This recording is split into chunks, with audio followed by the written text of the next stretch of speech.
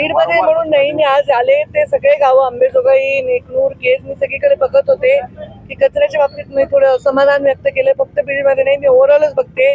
निवडणुका नाही झालेल्या आहेत, नगरपालिकेचे सगळे सदस्य पण बघतायत आणि थोडंसं व्यवस्था पण वर मला वाटतं की थोडंसं अंकुश ठेवणं गरजेचं आहे. आणि कचऱ्याच्या बाबतीतही आता पुढच्या 5 वर्षाचा अजेंडा आहे. बीड जिल्हा तरी कचऱ्याच्या पासून मुक्त व्हावा आणि बीड जिल्ह्यातल्या नद्यांचं पुनर्जीवन व्हावं एवढा संकल्प माझा आहे. एक मंत्री म्हणून बैठक घेत आहे, याला फक्त अधिकारी अपेक्षित आहेत.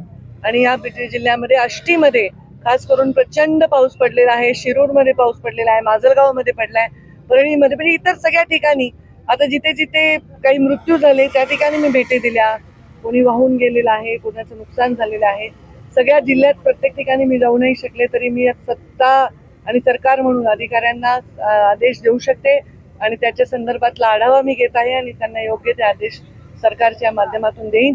आणि या जिल्ह्यातील या अतिवृष्टीच्यामुळे हानी झालेल्या लोकांना सहकार्य करण्याची भूमिका आणि त्यांच्या पाठीमागे उभे राहण्याची भूमिका सरकारची असणार आहे. प्रधानमंत्री नरेंद्र मोदी यांच्या सेवा पंधरवड्याच्या निमित्ताने वेगवेगळे कार्यक्रम देशभरात आयोजित केले आहेत. त्या निमित्ताने आम्ही इथे युवा मोर्चाच्या माध्यमातून नमो युवा रन आयोजित केलेला आहे. बीड शहरामध्ये प्रचंड मोठा प्रतिसाद आहे. आज असंख्य लोक या ग्राउंडवर इथे आले होते आणि इथून आता सगळ्यांना आम्ही झेंडा दाखवून ते धावण्यासाठी पुढे गेलेले आहेत.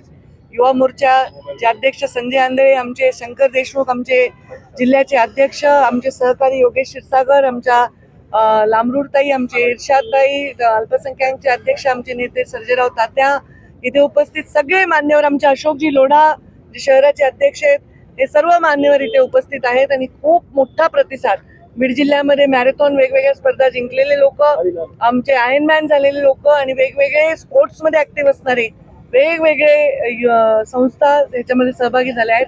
प्रचंड चांगला प्रतिसाद याला मिळालेला आहे.